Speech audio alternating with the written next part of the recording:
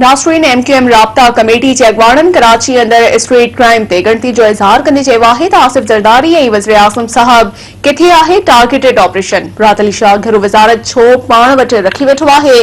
कराची में press conference कंदे MQM राब्ता कमेटी जे अगवान ख्वाजा इज़हारुल हसन चयो आहे त कराची में को बि शहरी महफूज़ नाहे। कराची वासियुनि खे महफूज़ रखण लाइ हिकमत अमली जोड़ी वञे। पुलिस जे हूंदे कराची वासी लावारिस बणिजी विया आहिनि।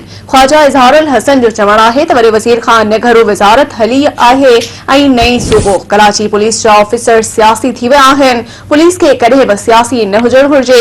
लॻे थो त ॾोहारियुनि खे कराची अंदर वारदातुनि लाइ लाइसेंस मिलियल आहे। नासरीन अवां खे ॿुधाए रहिया आहियूं त MQM राब्ता कमेटी जे अगवाणनि कराची अंदर स्ट्रीट क्राइम ते गिणती जो इज़हार कंदे चयो आहे त आसिफ ज़रदारी ऐं वज़ीर आज़म साहब किथे आहे टारगेटेड ऑपरेशन। मुराद अली शाह घरू वज़ारत छो पाण वटि रखी वेठो आहे।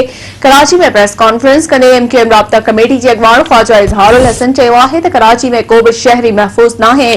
कराची वासियुनि खे महफूज़ रखण लाइ हिकमत अमली जोड़ी वञे। पुलिस जे हूंदे कराची वासी लावारिस बणिजी विया आहिनि। ख्वाजा इज़हारुल हसन जो चवणु आहे त वॾे वज़ीर खान घरू वज़ारत हली रही आहे, नई सूबो हली रहियो आहे। कराची पुलिस जा ऑफिसर सियासी थी विया आहिनि। पुलिस खे कॾहिं बि सियासी न हुजणु घुर्जे। लॻे थो त ॾोहारियुनि खे कराची अंदर वारदातुनि लाइ लाइसेंस मिलियल आहिनि।